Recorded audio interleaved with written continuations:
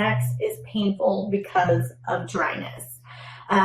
So with that, I would say, obviously that there's probably a lot of different types of lubricants and you may need to experiment. I think if you Google this particular topic, you're going to see a lot of different solutions, and I don't want you to be embarrassed to do that.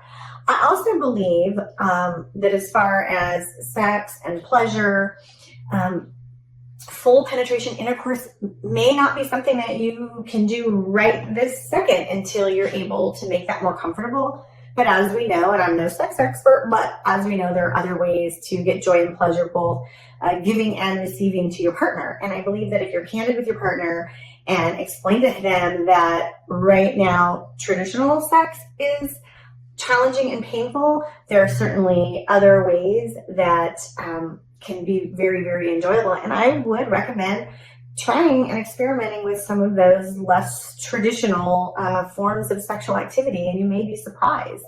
And if you're a little shy or embarrassed to talk about that or do that, then start slowly with a massage on different areas of your body, or talk to your partner and ask them what would feel good to them.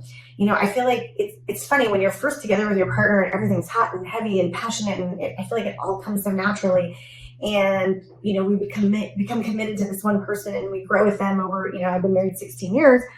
All of a sudden we become really embarrassed to talk to our partners about this stuff. And I get it, I'm right there with you. I'm like, I don't want to talk to my husband about this kind of stuff. But at some point we do kind of need to rip off the kimono and have that conversation and try other ways to have sexual pleasure that keeps both you and your partner engaged until you can find a solution for painful, dry sex, which I can totally understand. Yeah, that's very uncomfortable and miserable. But I can almost guarantee that your partner will love to experiment, will love to try new things and bring new ideas and fun to the bedroom. And I think both of you may need to start slowly and be patient with each other.